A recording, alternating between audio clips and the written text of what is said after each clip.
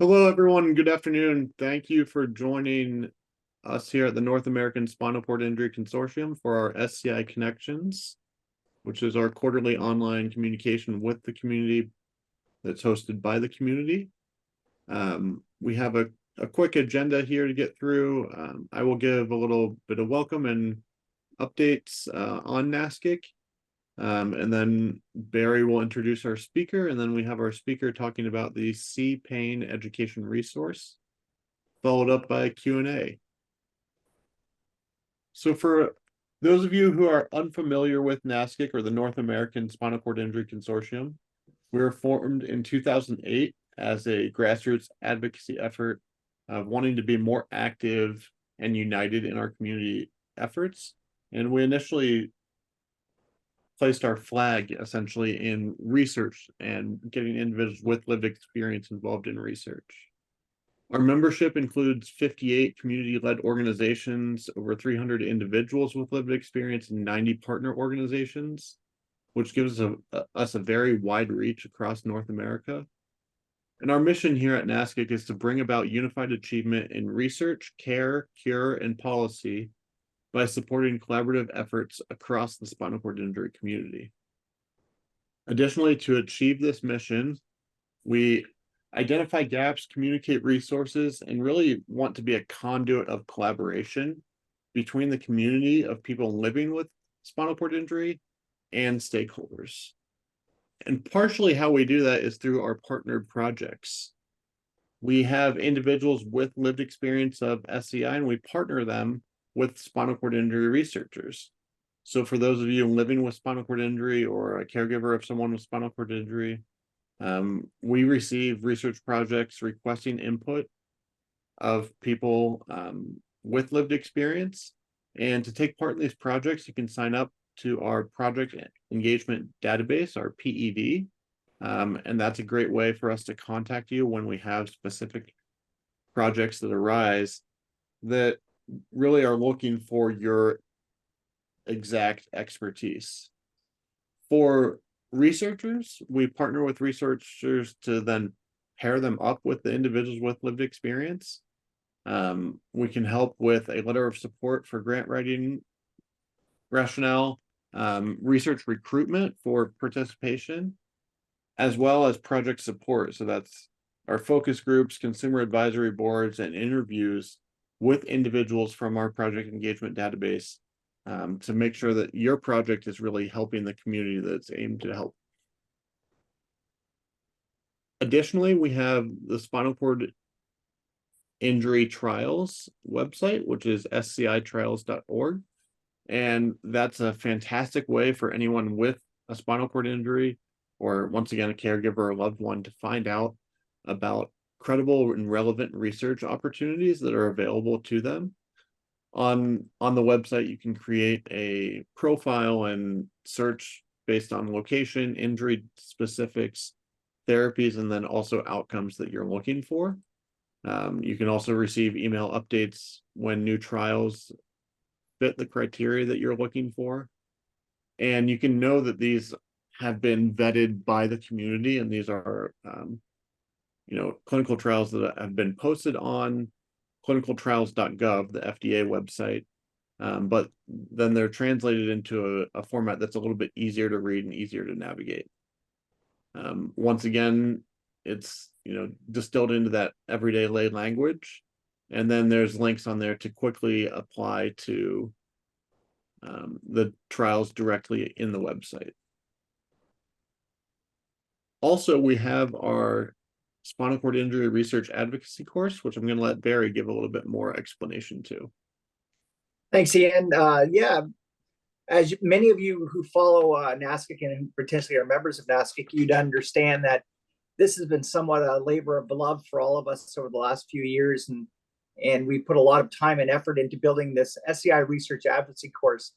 And the whole point of the course is to really help build capacity and for those people with lived experience wanting to learn more about research, as well as maybe potentially participating in the design and how to conduct research, as well as, frankly, write out recruitment.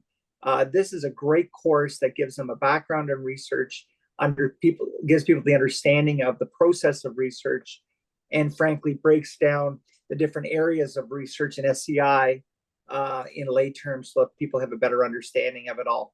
We really encourage people to take the course. The QR code is there, or you can just go on the website nascic.org and follow it to link and register for the course.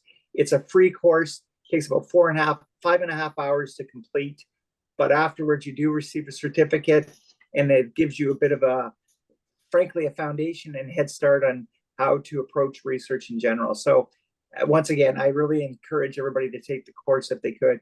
It would be great to have you involved. Thank you so much. And with that, as you know, we are always trying to increase the capacity and understanding of what's going on out there in all areas of activity and research for people with spinal cord injury.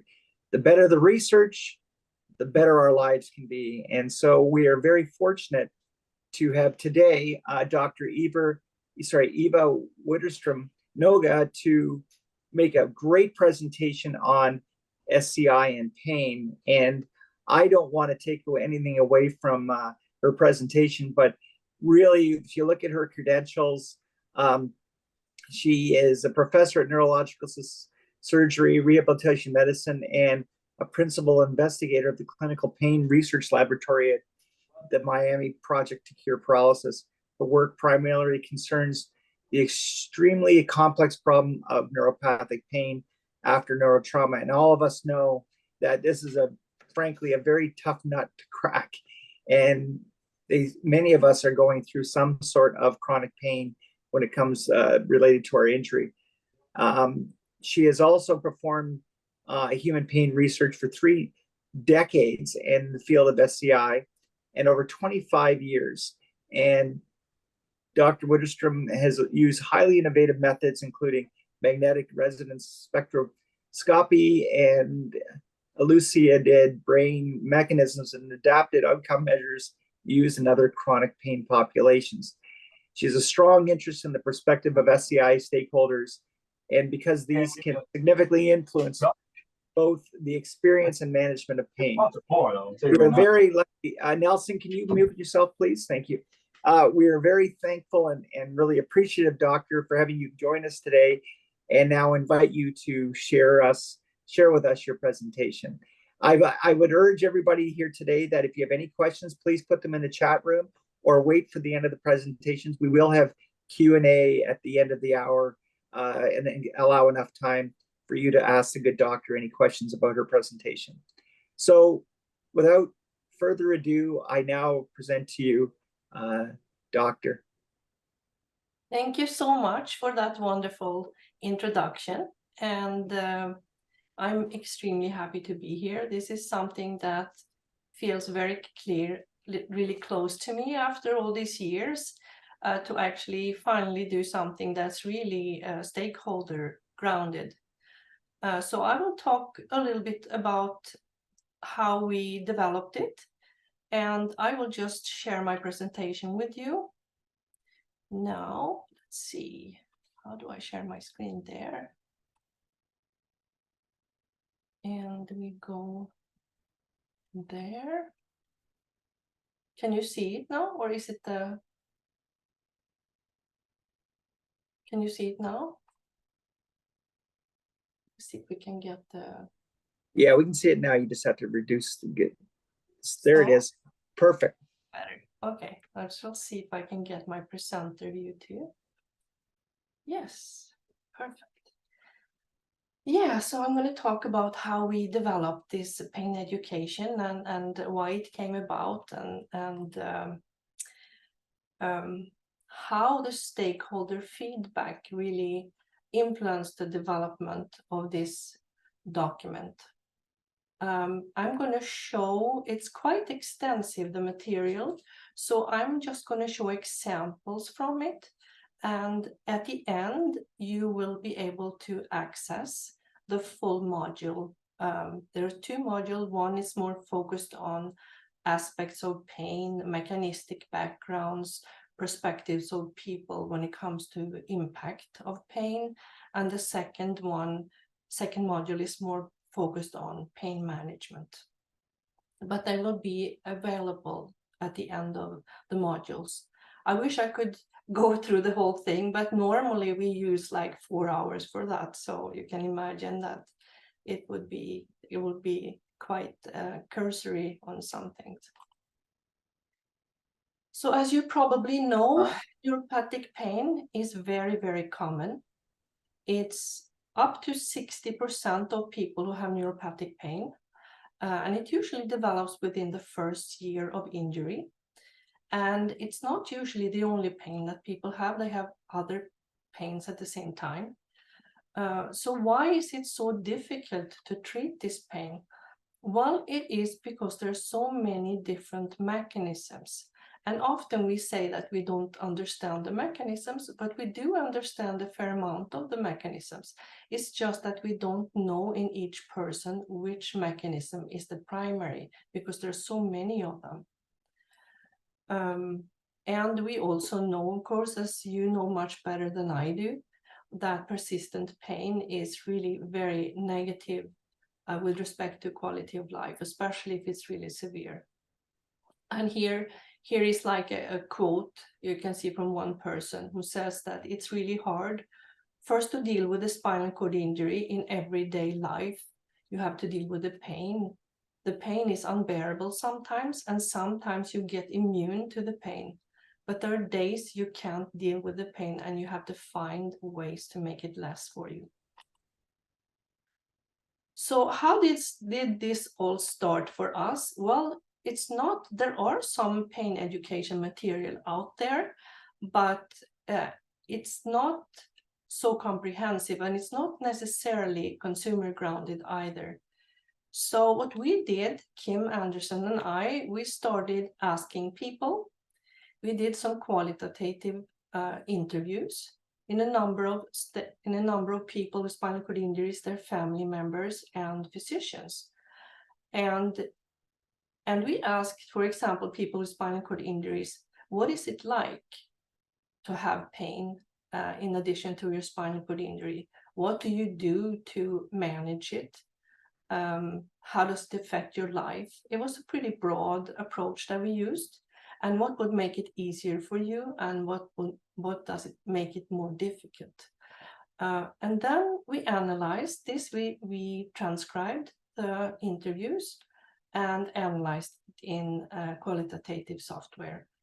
And you can see here that the perceived barriers, the biggest one, the bigger the font is, the more people mentioned it. So medication concerns was the biggest one. And the second one was inadequate access to information and expertise. So many people felt like they didn't really get any information about pain. And facilitators was to have access to non-pharmacological options, and also to better understand and communicate about pain. There were also some things like mental fortitude and distraction. So people have amazing abilities to deal with their pain. Some people used pharmacological options, and social support was also perceived to be very important. I'm just going to show you this paper. This paper came out from the CAN Pain Group, which is an international group of people who have expertise in different ways, some researchers, some clinicians, and it's consensus. They provide evidence-based treatment options, and it's very thorough and very nice. And one of the things that came out of that, the last update, was that an interdisciplinary pain program that may consist of patient education, cognitive behavioral therapy, self-management strategies, group discussions, exercise, and other modalities could be considered. And that was very important, because that's what people want. So then, of course, we were very encouraged. We wanted to develop something for spinal cord injury people, because many of them told us that we got very little information, and at different stages, inpatient, outpatient, after that, follow-ups, very little information, and some people felt like it was almost ignored. So so it is a comprehensive resource, and it's for people with spinal cord injury, their family members, and it's really intended for them to be able to communicate better with their healthcare provider, and actually sometimes educate the healthcare provider, because not everybody are associated with big major centers where people know a lot about spinal cord injury and pain. Some people are associated with much smaller centers or just clinics, and you can't expect necessarily that a doctor that has maybe 1 or 2 patients with spinal cord injury is going to be an expert on pain. So so that's why that's how we thought this could be used. We chose the name See Pain because pain is invisible to other people. You can't see it on the outside, and especially not in spinal cord injury. I would say you wouldn't know people who have severe pain that they have it. So that was really the point of the See Pain. So I'm just going to show you this. The first version that we made out of See Pain was really based on what people told us that they wanted to have. So we added a lot of quotes and stuff, and we put something together based on science and also their input. But it was never reviewed. And that was Kim and I and a graduate student, Jackie Tibbet, that did this primarily.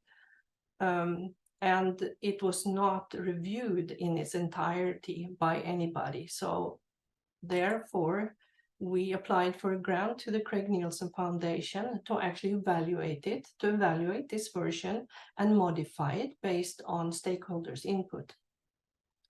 So we had we wanted to evaluate in particular the content, clarity, and format, and see if people had specific suggestions. So again, we did qualitative interviews. Interviews were transcribed, and we did a qualitative analysis, but we had some multiple discussions in the research team to get the right interpretation of those quotes. In general, the See Pain was very well received, and from spinal cord injury participants, some of them wished that they would have had this during inpatient. And I think maybe before you have had it for 40 years, you may actually benefit most. And some people thought it was interesting to hear the healthcare providers, also the doctors' quotes, to see what they were saying about it, and also help them communicate better. And someone here says, it almost had me in tears because I had no way to explain this to anyone. And when I explain it to them, I know they don't get it. They can put it in perspective, but they don't get it. But the quotes that you have down here, they send chills up and down. The significant other participant, one of them here was very memorable since I was part of all these interviews. And this was a spouse of someone. And when she had read the See Pain, she said, "Oh my God," she said, "I had no idea." So I wish I would have known this when he had the accident to understand better.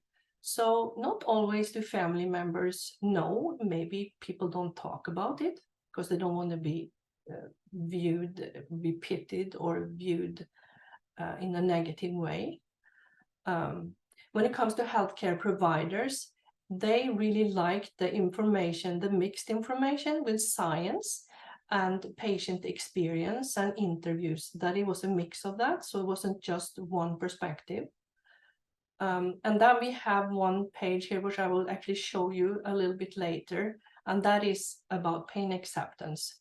And that's something that sounds really bad, but it's actually a good thing, and we will explain that a little bit more later on in this talk.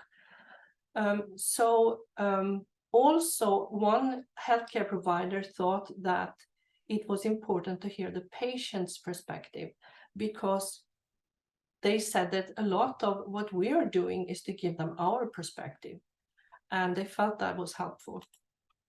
So, so what kind of feedback do they provide on the content? So spinal cord injury and significant other family members, their feedback we processed first. We made the modifications according to their first, because we thought they are the ones that have to decide the content that they want.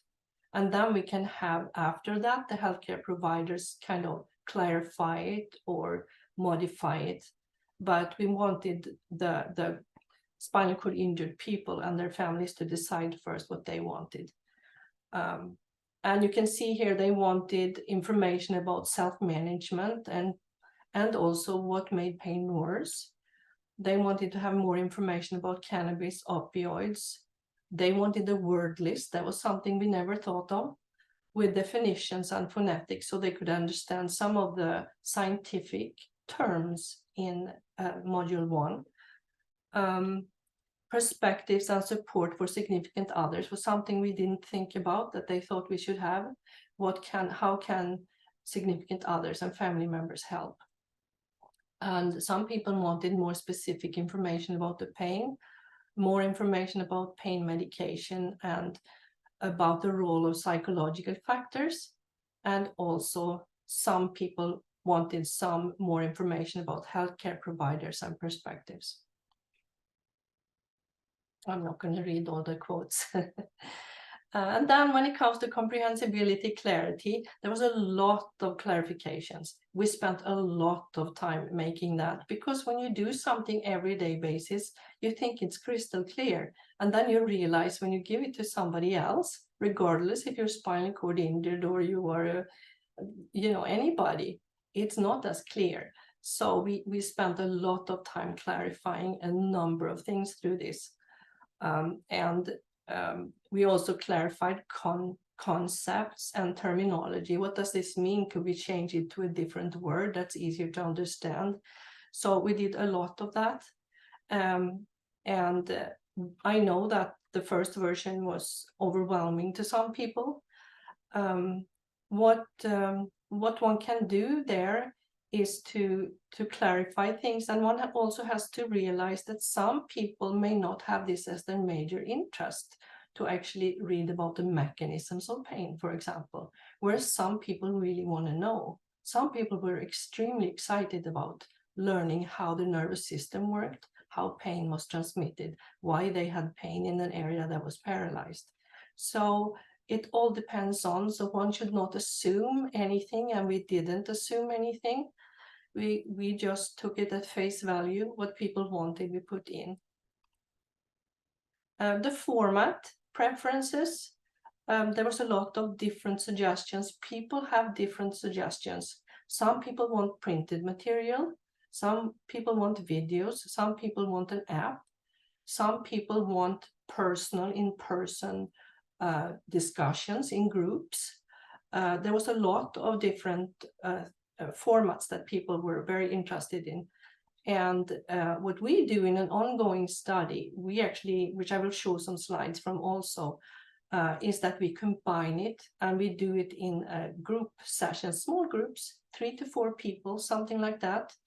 And they can then ask a lot of questions, lots of time for questions. And there's an enormous amount of questions. So, and they also ask each other, then what do you do with this? Have you tried this? So we found that to be a very helpful, and then you can have the written material as well. The healthcare providers, they also provided, then once we had revised it to some degree, then they provided very important information. For example, if we present data on a treatment that is evidence-based, do we know that that's available to people? Sometimes it isn't. Sometimes it's not available to anybody. And they suggested that when people see something that they would like to try, that they actually actually talk to their physician and see if it's available, and they have to realize that it may not be available to everyone. And also they suggested to add some other treatments that perhaps didn't have a strong evidence base, but were still, you know, very commonly used and not very safe. And they also wanted more adding self-management and exercise, so that's something they would like to start with, so that people do what they can on their end, and not just rely on medication or something which we know are moderately or to low effectiveness. They wanted us to clarify more on opioids, and other clarification was also a lot. Figures, text, format was the same thing, you know, formatting of the actual text is what they primarily weighed in on. Move this section here, put the self-management, non-pharmacological treatments first instead of last, that we had first. Put triggering factors, pain triggers, put that early on. So that's what we did. So another little things, I just show an example here that, for example, the nociceptive signal, this is the part of where we talk about the more sciencey stuff. Initially, we had like a hand there instead of a shoulder. And it was suggested then put something that's very relevant to people with spinal cord injury, like muscle pain, shoulder pain is the most common. So put that in there. They also suggested to not sort of say that this treatment is more important than this, but actually have the kind of first line treatments on the same level, so that there can be a decision between the patient and the actual and the healthcare providers. They also suggested to put in like text boxes where you can add information. Before you go to the doctor, you could add, you know, what factor trigger increased my pain and what relieves my pain, what type of treatment would I like to try. And we added some other stuff too. Here's the avoiding triggers. We added some information about TENS. We had some information about exercise and mental strength, and here normalizing the experience of anxiety and depression. Like I said before, there's too much material to go into details, so please use the QR code at the end of the presentation. So I'm just going to show you some of the examples of what we used in the group teaching. And that was really fun, actually. And a lot of people thought that was really fun. So, because you get questions that you never thought you would get questions. And it was just really, really interesting. One of the things that people thought was good was they felt like they're not alone. There are other people who have similar and maybe worse problems than they have. And that was perceived as very positive. So if we look then at content for session 1, well, then that was the sciencey part of it. Then we talked about what is pain and what influences the pain experience. We talked a little bit about the nervous system. We talked about the spinal cord injury classification itself. We talked about pain classification as that's related to the spinal cord injury classification. We talked about nociceptive pain. What is it? Why does it happen? What does it feel like? And the same for neuropathic pain. And the first time, what is pain? Well, we emphasize that pain experience is personal. Nobody else can tell you whether you have pain or not. That's really a personal thing. And there's a number of factors. These are some of them that affect what it actually feels, what it's like. And that is what type of pain it is. Is it there all the time? Is it intermittent? That's going to affect it. Does the pain hinder your daily life? Does it impair your independence? Does it affect your sleep? Psychological factors such as depression, anxiety, worry, whereas if you are calm, happy, affect the pain experience. Can it be managed? Can it be reduced with something? Well, that affects things too, if it's a really persistent pain or if it's a pain that can actually be reduced. And then we had a picture here of nociceptive pain. And here you can see, here's the hand picture that we had first before we changed it. And the reason why it is in this session is because we started this study before we had finished the C pain. So we hadn't made those modifications and we can't do it in retrospect. So we have this in an ongoing study. And of course, when you have it in a discussion situation, then you can go back and forth and talk about shoulder pain. So it's not the same thing as if you're reading something on your own. So here we have the section, the slide on nociceptive pain. And then we have the one on neuropathic pain that discusses then what it is, and that it changes a lot in the nervous system, and that you have below level neuropathic pain, you have at level neuropathic pain, and where that may be. And these are just examples. So, you know, you can have below level neuropathic pain patchy, it can be just in one area, or it can be, could be the whole area, like here, below the level of injury. At level of injury can also be very different, doesn't have to be like this. So we emphasize that there is a lot of variation. And there's a lot of what it feels like. So we have pins and needles, burning, tingling, electric shocks. We have other words like pricking, sharp, stabbing, shooting, lacerating, squeezing, and aching. All of those words are common. And people have different words that they describe, that best describe their pain. Some of them are rather dramatic descriptions of pain, like the pain there is as if you were to have your legs put into a massive vice grip and you're constantly squeezing. It's a very hard throbbing, squeezing pain constantly, all day, all night. So that's how some people perceive it.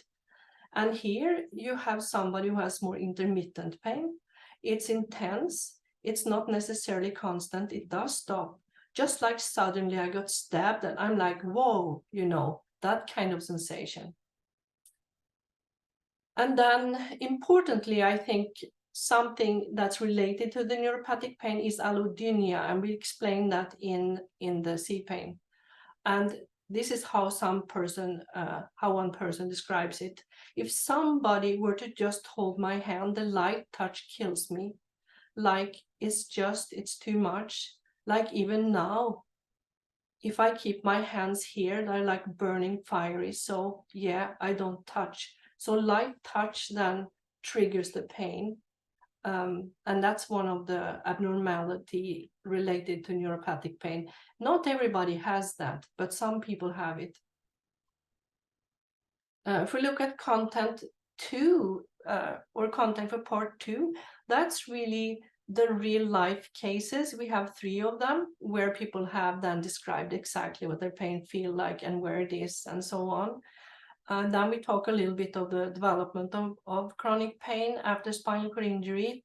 And then when you get to impact of pain after spinal cord injury on life, activities and work, sleep and relationships, then that is entirely consumer based. So that is really for people to see that how it affects other people and that they're not alone. So here is an example of a real life case where we have then plotted out where pain is. So this person then has a C5 injury level and experiences 3 pains. The worst pain is an at-level neuropathic pain in the hands, which is at the neurological level. And the second worst pain is a nociceptive musculoskeletal pain here at the neck level. And the third one is below the level of below level neuropathic pain in the foot. So this person describes it. I have pains in both hands from the wrist down. It's mainly stinging and numbness, and also in the right foot, and some pain in the neck, but it only comes from sitting in front of a computer or just being in one spot, trying to pay attention, focus on one thing, then I have pains in the neck and shoulder.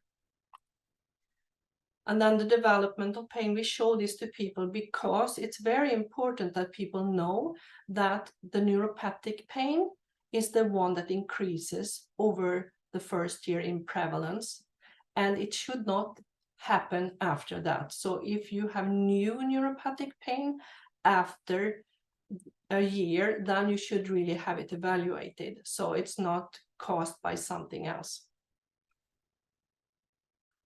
And here we have just an example of the impact part where people have described how it impacts their life. So pain changes everything, even if you get good at ignoring it. And yes, it affects everything I do. There have been days I wake up and I have to cancel everything. That's just an example completely based on people's reports. And then when we go to content for part 3, then we start talking about management of pain. What do people do to manage their pain? Evidence-based treatment, pain medication, and other opioid perspectives, and pain medication perspectives. We have, so for example, when we decide as researchers if a treatment is evidence-based or not, then we compare the active treatments with something that is more of a dummy treatment or something that is not considered to do anything. And if it's more effective than that statistically, then we consider that evidence. And just because it's evidence-based doesn't necessarily mean that it's going to work in everyone. Can take an example from the most common drug, which is pregabalin, which actually works in 1 out of 7 compared to placebo. So reducing substantially pain. So it does work for some people, but it doesn't work for everyone. There are other options that we present, like some people have got botulinum toxin, Botox, if they have a lot of spasticity that aggravate their pain. Some evidence supports combined visual illusions and direct current stimulation. That is really when they put electrodes on the scalp and they stimulate certain areas superficially on the brain. It's non-invasive brain stimulation or a surface of the brain. It usually doesn't, you can barely feel it. And the visual illusion is when you try to present, can be with a mirror, or it can be that you present a picture of moving legs, although you are not moving, but you trick your brain to think that you're walking. And that has an effect that changes things in the brain and have had an effect on pain, which is very, very interesting. We are very interested in that technology. So here we have just perspectives on medication, people with spinal cord injury. Some people think it helps them to some extent, some people don't. So some people feel Lyrica helps me, which is the pregabalin. Aleve works for me. And some people have negative experiences, say it didn't really help me. And some people are actually very resentful. They say the doctor that I see at the clinic, he doesn't really talk to me about pain. I'll tell him what's going on, and he usually just throws another pill at me. And I've heard that several times, and I think that could actually be probably improved if one had a better communication. And the last part of it is the non-pharmacological treatment, self-management, TENS, exercise, how to learn, how to plan, anticipate. If you have pain, to avoid it, avoiding triggers, anxiety, depression, and then support for significant others, family members, caregivers, and the final message.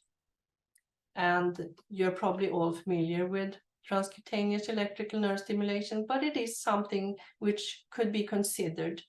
It's really superficial electrodes that you put on the skin, and there's a mild current with a battery operated little device. You can get it, you can rent it. And the healthcare provider says they think it's underutilized. They don't think it's extremely effective, but they think it can help. And here's a person with SCI saying, I use it at my biceps area, and it actually helped slightly. It kind of helps while you're doing it, but then after you're doing it, the pain returns. So the benefits, I guess, are small.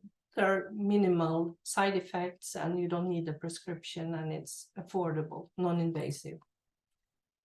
And exercise, of course, is very, very important. Some people can get more pain, but in general, there's so much benefits with exercise. So finding an exercise that fit, and here we go through that in very much detail in the session. I'm not going to do it now, but that's another an area which we think is extremely important. Then some people uses yoga, relaxation, meditation, mindfulness, and that's another thing which we think it's important for people to know of, that some people use and they feel like it's helpful. So we try to introduce some of those things that are not necessarily evidence-based, but still helps some people. Because I believe that you need to do a combination of things. You can't expect one golden bullet to do it all. It will not do it. So another thing that's really, really interesting to me is that there's an incredible resilience in the spinal cord injury population. A lot of people deal with very, very severe pain on top of everything else, and they are living good, productive lives, and it's very, very impressive, I think. They find ways to deal with it. Changing attitudes, like this last person says here, and if you always have an attitude of gratitude and say to yourself when you start going down that bad path, I say to myself, stop, take a deep breath, attitude adjustment. You need an attitude adjustment. So some people are very, very impressive. And here is this part, and I don't want to go through all of this, but the idea is that acceptance is not a passive state like resignation, where you simply throw in the towel, but rather it is a state where you can deliberately commit to acknowledging that your situation has changed, but where you also acknowledge that your situation will no longer have power over you. Through acceptance, you become capable of creating change, and you will no longer feel trapped. Whereas through this resignation, you remain a passive bystander, believing that the odds are always stacked against you. So it's very important to basically acknowledge, because we know that these pains are very persistent. They can be reduced, but they rarely go away completely. Oh, now we're at the end. So there's a lot of people have been involved in this. Kim, of course, and I have been fortunate enough to work with Kim, which has been wonderful. And I'm fortunate to continue working with her for another few years. We have a new grant, so that's really good.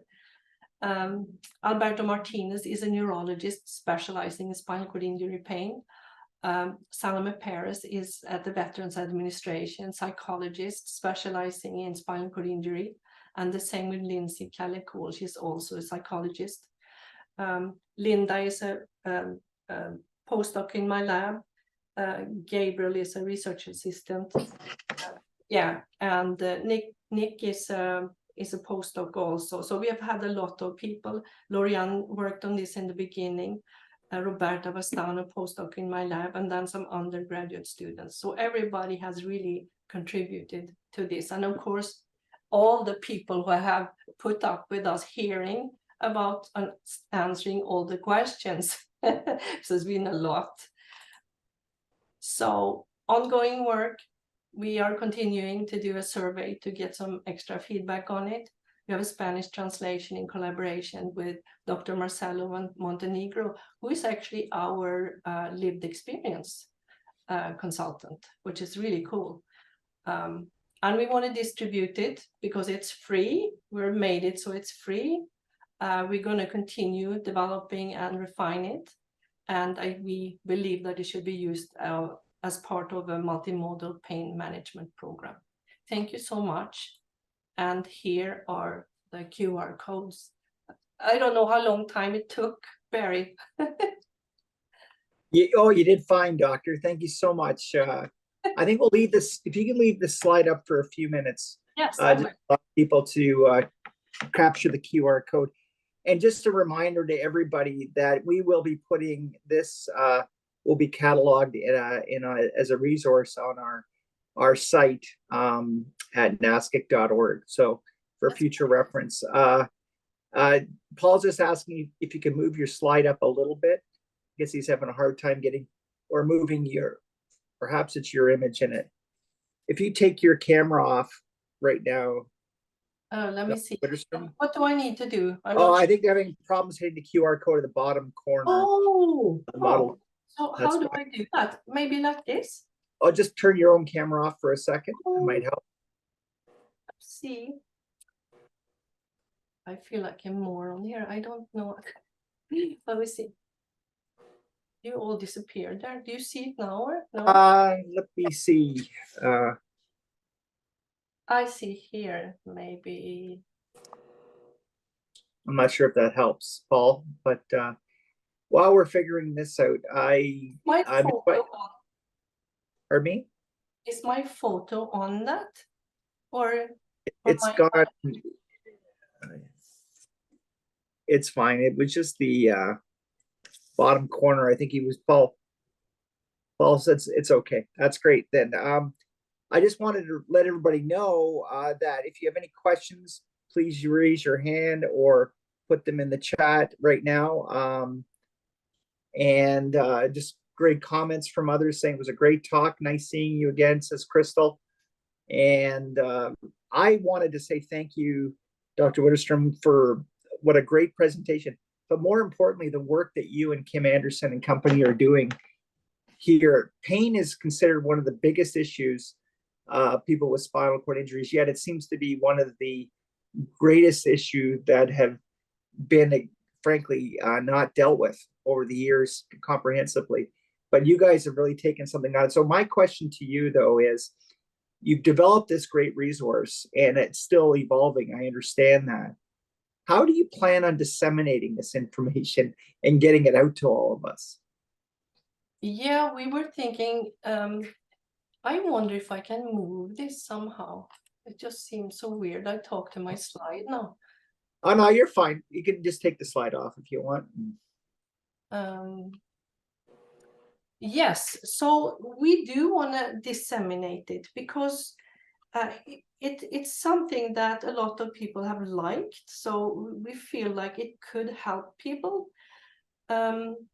We are going to disseminate it via the Miami project, obviously, and then we're thinking of the model systems. I have already given it to our model system in Miami site, and certainly I will find out from, I mean, Kim is a director of one of the model systems too, so that's another place we could be disseminated. It could also be disseminated in the VA system. I think that would be very helpful for people, but that's something that would have to probably be decided on a different level. So, but those are the thoughts I have. Okay, well, we'll definitely at the North American SCI Consortium level help in getting this information out. And I say that with a bit of war scars, I guess we could say, in that in our presentation in the past, with the work that we put out and try to disseminate, as well as the SCI Research Advocacy course, it is a difficult thing to get the information out. And I need to potentially remind everybody here today that one of the next projects that the North American SCI Consortium is working on is how do we properly organize information for the people with lived experience in our community, because there is so much stuff out there that gets, and the good stuff sometimes gets buried in the stuff that's not the greatest, or is it really been properly vetted for people to say that this is a quality piece of information. And we are working on that right now, and that's one of the things that we're doing, because I think one of the greatest problems we have is we do great work, but we don't necessarily know how to get that message out to others. And you said something interesting in that there is sometimes a communication issue between clinicians and people with lived experience, where one might ask the other about a resource, and one side might not know about it, nor might not have a priority of it either. So that's a big issue, and I just can't imagine what it's like when people go through all that. So, are there any questions out there? Just looking around right now. Oh, I see her. Nice to see you again, Crystal. I see you. I see you. Thank you. That's great. So, what's next, Dr. Wetterstrom, for the project? Is there another variation? Is something evolving, or is this a matter of just getting the word out now? It's getting the word out, but like I said, we are using it in an ongoing study. And that study includes exercise and it includes these bodily illusions. So we're doing both of that. And because we feel almost like it should be something that's included in most studies, because if people don't understand their pain, we know that just that helps, you know, it helps, it empowers you. You feel like it's not hopeless, you know, there are things you can do, you know, and so we feel like just that by itself, you know, and preferably done in combinations, is very helpful, and it's important. It's about locus of control, you know, health locus of control, that you feel you have control over your life. You raised a good point about this being more of a combination of various things that can find a solution to the problem. And I think in general, us as a community are looking at all forms of research and coming to the realization that there isn't silver bullets that might answer the questions or the problems that we have, but more of a combination of some great things out there together can work in concert to really get to where we want to get to. And I would assume we're finally getting away from the days of just prescribing pharmaceuticals for pain, that people like yourselves are earnestly looking at other solutions that, you know, wouldn't be necessarily a pharmaceutical one. No, and I mean, the thing is too, you can decide. The best is, I think, if you design treatments where you don't have to exclude the pharmacological, if people want that. If they have, you know, it's a little piece, every little piece helps, right? So if somebody is on a pharmaceutical regimen and they feel like it's helping, it's not completely helping, but it's helping to some degree, then you want to have treatments that you can combine with that. So you don't have to have any interactions or weirdness. You can just, you know, and that's what we have focused on, try to do things. You can exercise even if you're on medication, or, you know, it shouldn't be exclusionary. And I think one has to see it as there's always going to be a combination. I feel like I'm not answering any questions here. Oh no, you're very informative.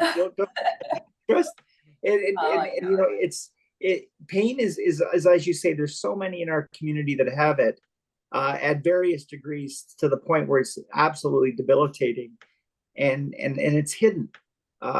Many people, because they don't see it, they don't understand what the agony that somebody is going through, or their inability to function on a more regular basis because of this debilitating pain that they're going through. And we do appreciate that. But you're right, sometimes people just don't want to talk about it as well, and that's something that we need to do more of, I think. Well, you know, when I started doing this, it's just a fluke that I started doing this, because I'm a dentist by profession. But I started doing this research, and then people would tell me, why do you want to do research in spinal cord injury on pain? They don't have any pain. And I did my PhD in a pain lab. So I said, I don't believe that's true, because you know, if you have that kind of severe injury to the nervous system, you're likely to have a lot of pain. And then I took people out of the building and I interviewed them, did a pain history on them, and I asked them, everyone had pain, almost everyone. So I asked, why don't you talk about it? Well, because I don't want to be viewed as a whining person. I don't want people to pity me. And besides, nobody can do anything anyway. So those were the three answers that I got. So I always keep that in mind, you know, that that's how many people perceive it. And I think it's sad when family members don't know about it and they may be, you know, complaining, and which I think was in the case of this person that I mentioned. I mean, she cried in my office. She said, I had no idea. I have to apologize to my husband. I have to apologize. So, you know, yeah. Well, what you're doing is really great and needed work. And if there's any way that the North American SCI Consortium can really support you, please let us know. But we will be airing this at a later date. That'll be in our archive materials, and we'll let our membership know. And speaking of membership, anybody listening today that isn't part of the North American SCI Consortium, you too can be a member. It's free, and you just have to hit our QR code, or again, go to the website. And if anything, it's there to be informed of great webinars like we heard today, and keeping you in the loop and on a mailing list so that you're well aware of what's happening. On behalf of our council, and on behalf of all the people that could benefit from your work, Doctor, we'd like to thank you for the great work that you're doing and the great research, and wish you well, and wanted to let you know that there's anything we can do to help disseminate your information and getting it out there, by all means we will. And thank you so much for coming today and making this presentation. I know you're a very, very busy person, and we really appreciate the time that you took to come today. It was my pleasure. Thank you so much. It's very we wish you well. Yeah, I haven't answered the questions here, but because I see here somebody, Lauren, is asking about if you could, or what do you say? I was wondering if could share any key learnings through the development of the content. Well, I would say developing this, you know, it takes a lot of people.